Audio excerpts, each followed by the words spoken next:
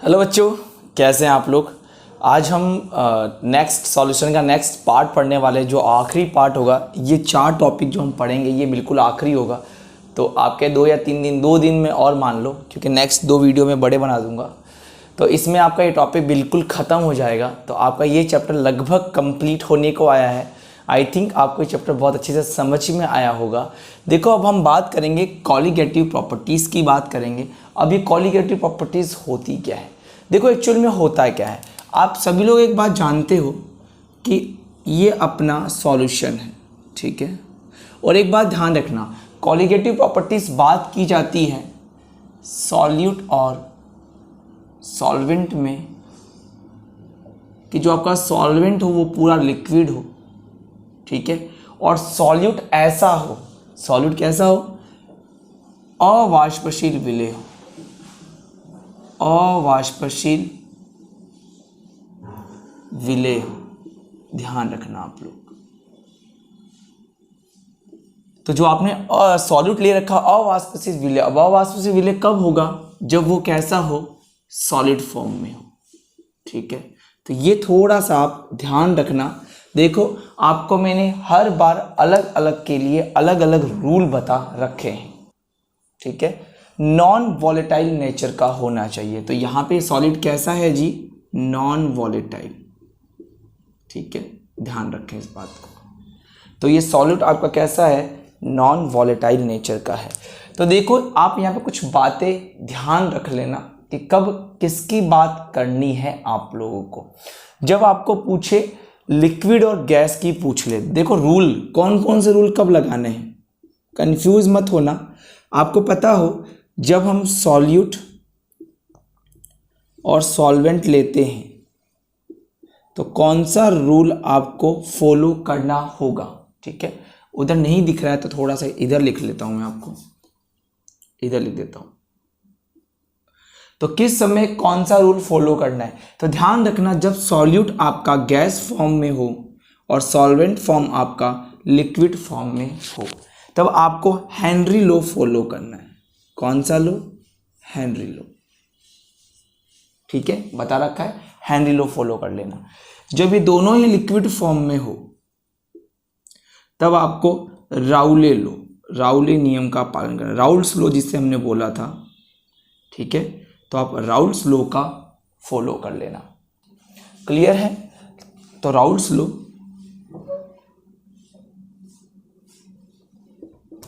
तो Raoult's law और यहां पर हेनरी लॉ, ठीक है, ठीक है।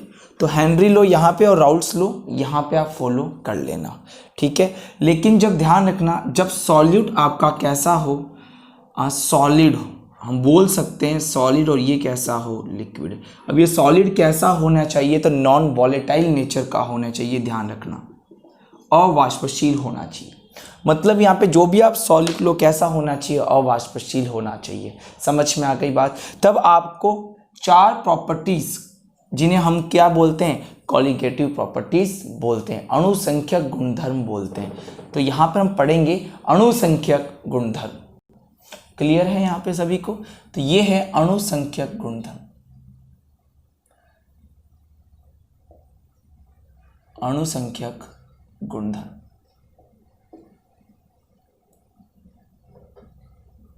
ठीक। अणुसंख्यक गुणधर्म पढ़ेंगे, किन के लिए पढ़ेंगे, जब सॉलिड कैसा हो, अवाष्पशील हो, नॉन वॉलेटाइल नेचर का हो। समझ में आ गई बात, ठीक है। तो आप इन बातों का ध्यान रखना, ठीक है। चलो, तो एक बार आप इन सबको नोट कर लो, फिर हम आगे बढ़ते। ये लिखा हुआ है सॉलिड, यहाँ पे नॉन वॉलेटाइल नेचर लिखा हुआ है, अवाष्पशील। कैसा है ये, अवाष्पशील नेचर का होगा, ठीक है बच्चों। चलो, तो ये आप नोट करके रख लो साइड में ये तो इसमें होगा, और ये साइड में नोट करके रखना, ठीक है। तो मैं इसको हटा देता हूं। क्लियर रहेगा। जब गैस और लिक्विड की बात, ये इधर तो लिक्विड, सॉल्वेंट हमेशा लिक्विड फॉर्म में ही रहेगा। अगर ये गैस है तो हेनरी लॉ ले लो, अगर ये लिक्विड फॉर्म में तो राउल्स लॉ ले लो, और अगर ये सॉलिड फॉर्म में तो ये चारों प्रॉपर्टीज ले लेंगे, ये चारों प्रॉपर्टीज ले लेंगे। समझ में आ गई बात, ठीक है। अब देखो, मैंने क्या बोला कि अणु संख्या गुणधर्म कोलिगेटिव प्रॉपर्टी कब पढ़ी जाएगी, जब सॉल्यूट कैसा हो, अवाष्पशील विलेय हो, सॉलिड फॉर्म में हो, नॉन वोलेटाइल नेचर का हो, ठीक है, और ये लिक्विड कैसा फॉर्म में हो, सॉल्वेंट में हो, ठीक है। तो देखो जब हम सॉल्यूशन बनाते हैं, ये मेरा सॉल्यूशन है, ये मेरा क्या है, सॉल्यूशन है। देखो इस सॉल्यूशन के अंदर कुछ नॉन वॉलेटाइल नेचर की क्या है, सॉल्यूट है। क्या है ये, सॉल्यूट है, विलय, ठीक है। अब इनकी भी कई तरह की नेचर्स होती है जिनको हम डिफाइन करना पड़ता है, इनकी भी कई तरह की प्रकृति होती है जिनको हम क्या बोलते हैं, अणु संख्या गुणधर्म बोलते हैं, ठीक है। तो जब हम एक एक पॉइंट पढ़ेंगे तो सिंपल सी बात कह दूं, अणु संख्या गुणधर्म अनुगुण प्रॉपर्टी किसकी होती है, तो किसकी होती है, वो सॉल्यूट की होती है। कैसे सॉल्यूट की होती है, तो नॉन वॉलेटाइल सॉल्यूट की होती है। अवाष्पशील विलेय की क्या होती है, ये सब नेचर होती हैं। क्या यहाँ तक मेरी बात क्लियर है सबको, ठीक है। तो एक बार ये सब आप नोट कर लो और फिर हेडिंग डालो, फिर हेडिंग में डालना, एक बार रुकना, फिर उसके बाद में बात करते हैं। एक बार आप ये उतारो, ये वाला, ठीक है, और ये पॉइंट नोट कर लो और ये उतार लो, ठीक है। फिर आगे देखो मैं टॉपिक पढ़ाता हूँ, आप देखो ध्यान से, चलो नोट कर लो। क्या क्लियर है यहाँ तक, ठीक है। चलो तो देखो ध्यान से, अब है ना, अब समझना ध्यान से। पहले फर्स्ट वाले की बात करेंगे हम लोग।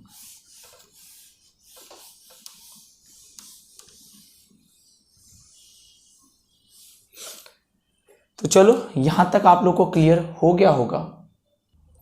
देखो यहाँ पे आप लोगों को याद हो तो इस टॉपिक को मैंने आपको पहले पढ़ा रखा है, वैसे तो इसका फॉर्मूला निकाल रखा है मैंने, फिर भी आपको याद हो तो हमने राउल्स लॉ पढ़ा था, राउल्स रूल पढ़ा था हमने, ठीक है, राउले का नियम पढ़ा था, ठीक है। जब आपको ये नियम मैंने पढ़ाया था तो आप ये देखना, दो पार्ट में डिवाइड किया था शुरुआत में, ठीक है। एक मैंने लिया था वाष्पशील युक्त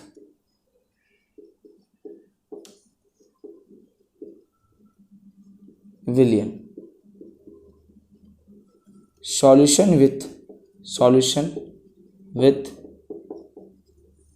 वाष्पशील विलेय युक्त, सॉल्यूशन विथ वॉलेटाइल सॉल्यूट, ठीक है जी। और एक आपको याद हो तो मैंने बात की थी अवाष्पशील युक्त, अवाष्पशील विलेय युक्त, अवाष्पशील विलेय युक्त विलयन, solution with non volatile solute, clear है। और आपको याद हो तो हमने इसका फॉर्मूला भी बनाया था, देखो, और एक बार चेक कर लेना। आई थिंक मैंने प्लस नहीं लगाया था लास्ट टाइम, तो आप ये थोड़ा ये बीच में प्लस कर देना। आई थिंक शायद देख लेना, मैंने ऐसे लिखवा दिया होगा,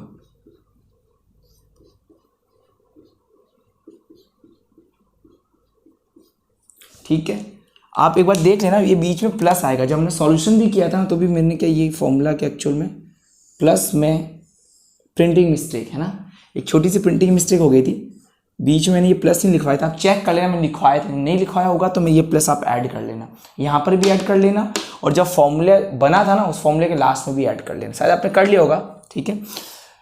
चलो, और यहाँ पर आपने क्या फॉर्मूला निकाला था, P not A minus P upon P not, ये दिख रहा है ना आपको, हाँ, solution with non volatile solute, ठीक है, पी नॉट ए बराबर एक्स बी।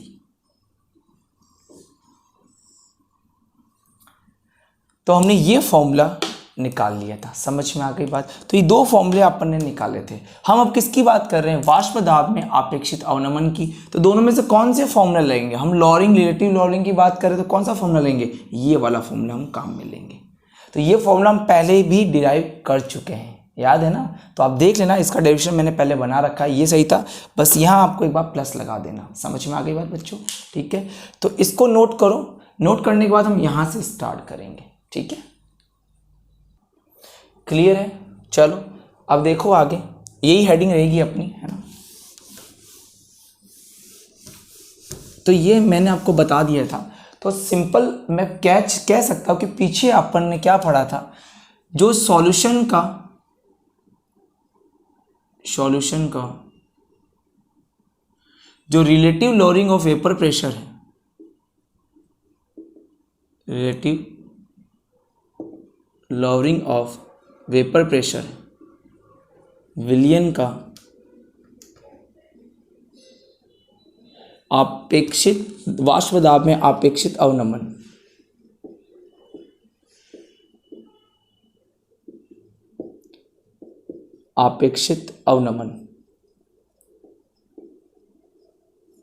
किसके प्रपोर्शन होता है, किसके समानुपाती होता है, तो ध्यान रखना ये होता है विलेय के मूल भिन्न के, विलेय के मूल भिन्न के, मोल फ्रैक्शन ऑफ सॉल्यूट। ठीक है, क्या मतलब हुआ, तो देखो यहां पर आपने लिखा था P not A minus P upon P not ए। अब ये कैसे आया, तो ये पीछे निकाल चुके हैं, इसको मैं वापस नहीं बताऊंगा। ठीक है, किसके प्रोपोर्शनल था, किसके बराबर किया था आप लोगों ने इसको, एक्स बी के। तो ये फॉर्मूला हमने पहले निकाल रखा है। क्या सबको क्लियर है यहाँ तक? तो इस फॉर्मूले को उठा के मैं इधर लिख देता हूँ एक बार। ठीक है, तो यहाँ पे जो फॉर्मूला निकाला था आप लोगों ने वो ये निकाला था भाई। ये क्या है, इसको मैंने ये लिखा है P not A minus P upon P not A बराबर एक्स बी। ठीक है, अब यहाँ पर एक्स बी क्या है, एक्स बी यहाँ पर है मोल फ्रैक्शन। अब ध्यान से समझना फॉर्मूले को, एक्स बी क्या है यहाँ पे, मोल फ्रैक्शन। अब यहाँ पे मोल फ्रैक्शन में ज़्यादा कौन है, तो सिंपल सी बात है, ज़्यादा कौन है यहाँ पे, बी ज़्यादा है। तो इसके फॉर्मूले में जब मोल फ्रैक्शन लिखेंगे तो क्या लिखेंगे हम लोग, N B upon N A plus N B. ठीक है, मैंने आपको पहले भी बताया था कि जो ज़्यादा होता है उसको ऊपर लिखते हैं। ये पूरा क्या है, सॉल्यूशन। इसमें से किसका निकालना है, एन बी का। अरे भैया पूरे मार्क्स में से हिंदी के मार्क्स निकालने हैं, समझ में आ गई बात। अब देखो यहाँ पे एन बी क्या है, देखो तो मैंने आपको पहले ही सिखा दिया था, जो बी हम इस चैप्टर में पढ़ेंगे वो सॉल्यूट के बारे में पढ़ेंगे, और जो ए पढ़ेंगे वो हमेशा हम सॉल्वेंट के बारे में पढ़ेंगे। तो ये बात मैंने आपको शुरुआत में ही समझा दी थी। आप चाहो तो किसी को कुछ भी मान सकते हो, लेकिन चैप्टर के में जो मान रख रखा है वो इसके हिसाब से रखा है। ठीक है, तो देखो यहाँ पे एन बी क्या है, मोल्स ऑफ सॉल्यूट, विलेय के मोल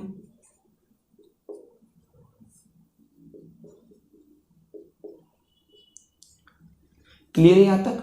चलो अच्छा नहीं दिखा यहाँ पे, यहाँ लिख देता हूं विलेय के मूल,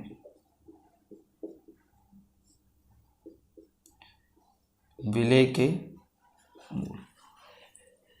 क्लियर सभी, तो यहाँ पे लिखा है मैंने विलेय के मूल लिखा है। ठीक है बच्चों, चलो, और यहाँ पर जो ये Na लिख रखा है, एन यहाँ पे जो ये Na है, Na, ठीक है, इस Na को मैं यहाँ लिख देता हूँ। ये जो Na है वो विलायक का मूल है,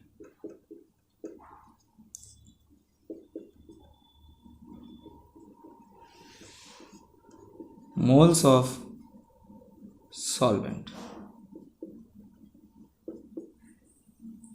क्लियर है यहाँ तक सभी बच्चों को। ठीक है, चलो जी, तो ये आप फॉर्मूला थोड़ा सा ध्यान रख लेना, मैंने आपको मोल फ्रैक्शन में ये सिखा दिया था। अगर यहाँ पे एक्स ए लिखा होता तो ऊपर किसको लिखते हैं, एन ए को लिखते। बस सिंपल सा ध्यान रखना, मोल फ्रैक्शन में क्या होता है ना कि जो ज़्यादा होता है उसको ऊपर लिखते हैं।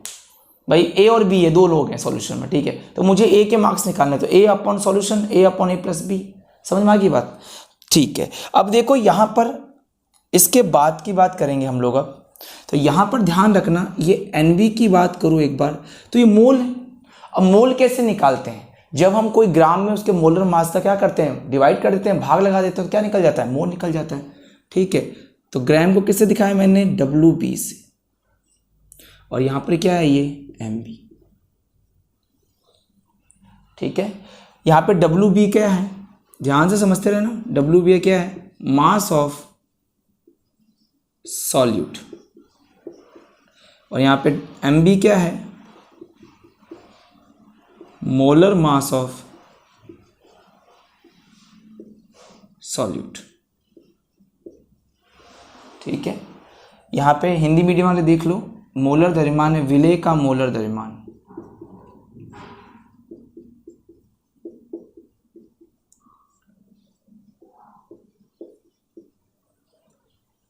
विलेय का क्या लिखा है मैंने, मोलर द्रव्यमान लिखा है। थोड़ा सा मैं कैमरा उधर घुमा देता हूँ, दिखाई कम दे रहा उधर थोड़ा सा,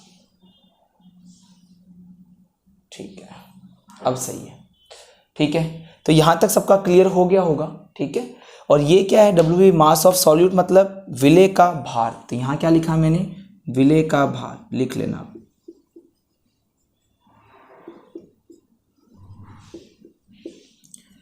तो डब्ल्यू बी यहाँ पे क्या है, विलेय का भार है। ठीक है, और एम बी क्या है, मोलर मास ऑफ सॉल्यूट।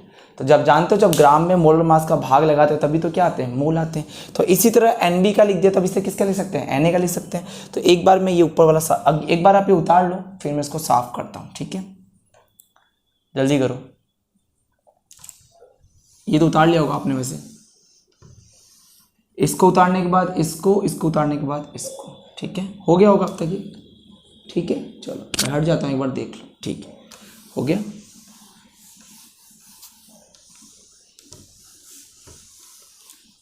तो सिंपल सा मेरा फॉर्मूला ये था, मैं फिर से एक बार लिख देता हूँ, P not A minus P upon P not A बराबर एक्स बी। फिर मैंने लिखा है एक्स बी बराबर क्या होगा, तो वो होगा N B upon N A plus N B. फिर मैंने लिखा एन बी बराबर क्या होगा, तो वो होगा डब्ल्यू बी बट्टा एम बी। ठीक है, इसी तरह एन ए बराबर क्या हो जाएगा, वो हो जाएगा W A upon M A. अब यहाँ पे डब्ल्यू ए क्या है, तो अब तुम जान गए हो डब्ल्यू ए क्या है, मास ऑफ सॉल्वेंट, विलायक का भार।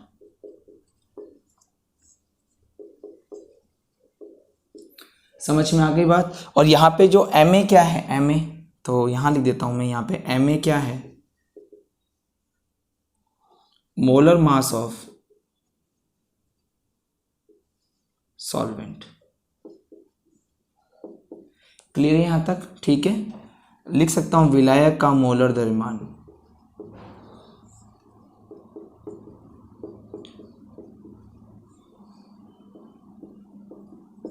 चलो जी, तो यहाँ तक सबका क्लियर हो गया है। तो मैं अब इस फॉर्मूले को, ये जो दोनों मैंने फॉर्मूले निकाले हैं ये वाले, ठीक है, यहाँ ला के रख देता हूँ। एक ये फॉर्मूला ये, ठीक है।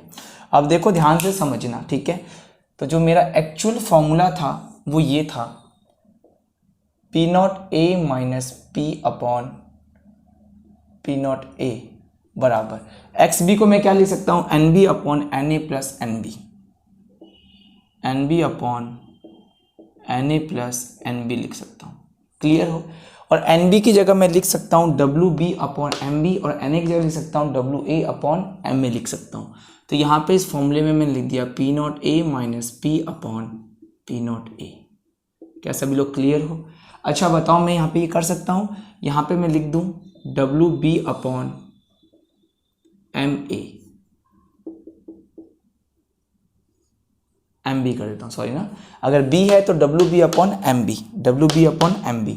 एन ए फिर से नीचे आ गया तो क्या लिख देंगे, W B upon M B, plus N B आ गया तो क्या कर दोगे, अच्छा अब ये एन बी का तो एन बी लिख दिया मैंने, एन ए का लिख देता हूँ मैं, तो W A upon M A. Clear है सभी को। ठीक है, एन बी का लिख दिया, एन बी का लिख दिया और एन ए का लिख दिया। चाहो तो आप इसको ए इधर लिख दो, ऐसे लिख दो, कोई दिक्कत नहीं है ना, ऐसे लिख दो चाहे ऐसे लिख दो, एक ही बात है। ठीक है, लिख सकते हैं आराम से। तो एक यहाँ पे चीज बोली जाती है, अगर तनु विलयन है, कैसा विलयन है, तनु विलयन, अगर डाइल्यूट सॉल्यूशन है। अब तुम खुद मुझे बता दो, अगर डाइल्यूट सॉल्यूशन होगा तो बताओ विलायक और विलेय में से ज़्यादा कौन होगा। अगर मैं बात करूं विलायक या विलेय में से, विलायक और ये है विलेय, ये है सॉल्वेंट और ये है सॉल्यूट। अब तुम खुद ही दिमाग लगा लो, अगर एक तनु विलयन है, डाइल्यूट सॉल्यूशन, तो उसमें क्या होगा, सॉल्यूशन सॉल्वेंट जो होगा वो बहुत ज़्यादा होगा, विलेय क्या होगा, बहुत कम होगा। तो बताओ मुझे विलेय क्या है, कम है विलायक से, विलायक बहुत ज़्यादा है किससे, विलेय से। तो मैं भी यहाँ बोल सकता हूँ ये जो WA/MA है वो बहुत ज़्यादा है किससे, WB/MB।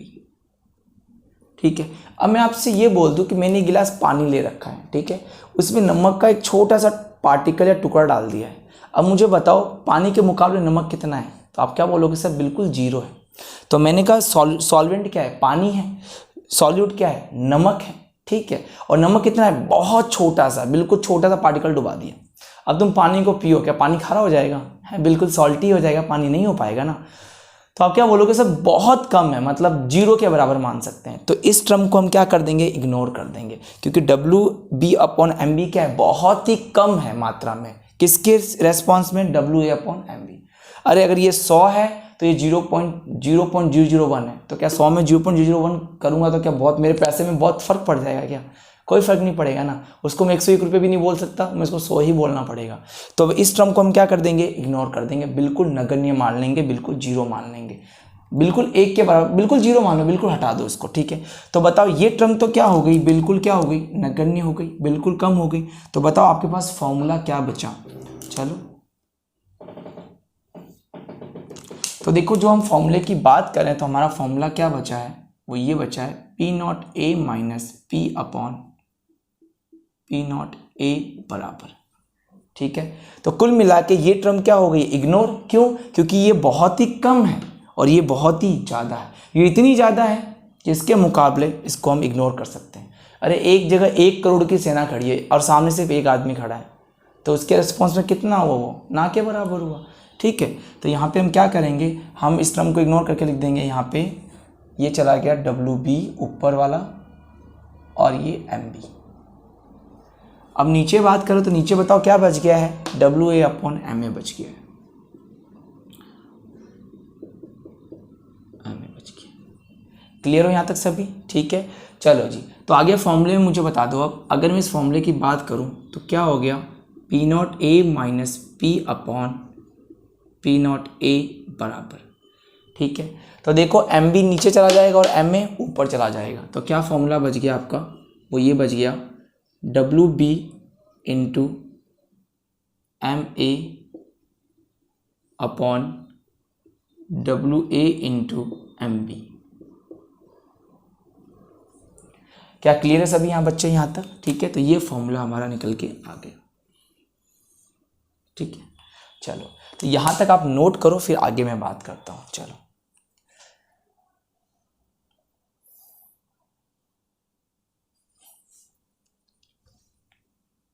हो गया यहाँ तक, क्लियर हो सभी बच्चे ने यहाँ तक कैसे कर रहे हैं,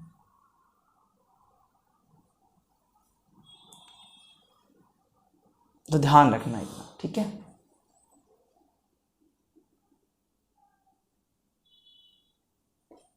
आगे बढ़ जाऊं, उतार लो फटाफट, ठीक है ना, सिंपल किया ना, देखो क्या कहाँ से किया, देखो याद रखना सिंपल सा।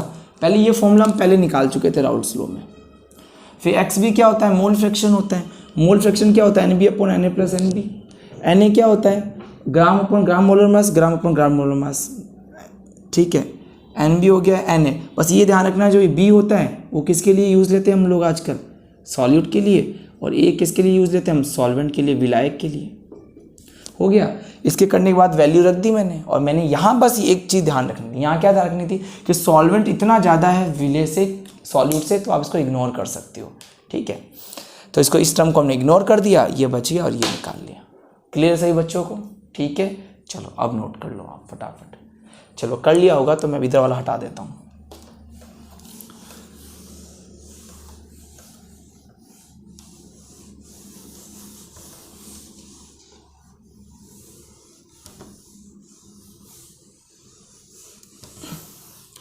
तो जो फॉर्मूला निकाला आप लोगों ने वो ये निकाला है, P0A माइनस P/P0A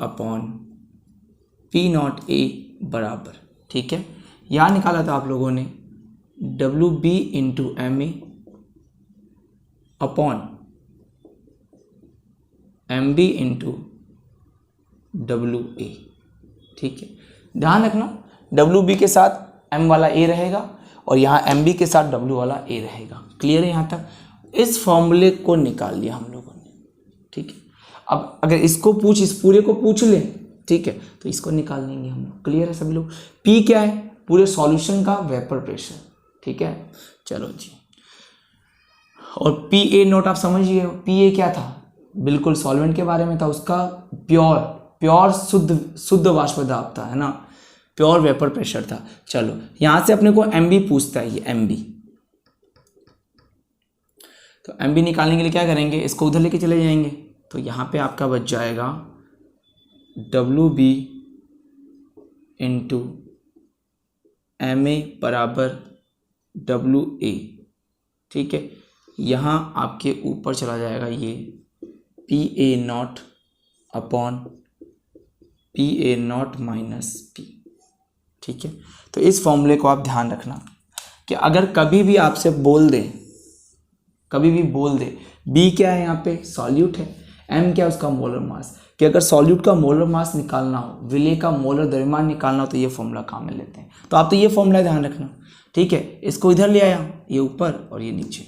क्लियर है सभी को? यहाँ तक कोई दिक्कत तो नहीं है ना? अब मैं यहाँ पे सब कुछ लिख देता हूँ कि कौन क्या क्या है। ठीक है, चलो। तो आप जानते हो यहाँ पे जो अपना डब्ल्यू ए है, अपना डब्ल्यू बी है, एम ए है और एम बी है। ठीक है, डब्ल्यू ए क्या है यहाँ पे? विलेय का भार, सॉरी विलायक का भार, मास ऑफ सॉल्वेंट लिख देना। ये क्या है? विलेय का भार। ठीक है, ये क्या है? विलायक का मोलर द्रव्यमान। ये क्या है? विलेय का मोलर द्रव्यमान। क्लियर हो सभी लोग? इंग्लिश मीडियम वाले लिख लो। यहाँ पे डब्ल्यू ए क्या था? Mass of solvent. यहाँ डब्ल्यू बी क्या था? Mass of solute. यहाँ एम ए क्या था? Molar mass of solvent. यहाँ एम बी क्या था? Molar mass of solute. Clear सभी को यहाँ तक? तो ये फटाफट नोट कर लो। तो सभी यहाँ तक क्लियर हो गए? ठीक है, और अगर आपको पूछे पी क्या है यहाँ पे, तो वेपर प्रेशर ऑफ सॉल्यूशन, विलयन का वाष्प दाब।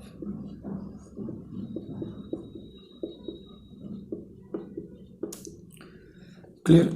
और तुमसे पी नॉट ए पूछ ले तो विलायक का शुद्ध वाष्प दाब।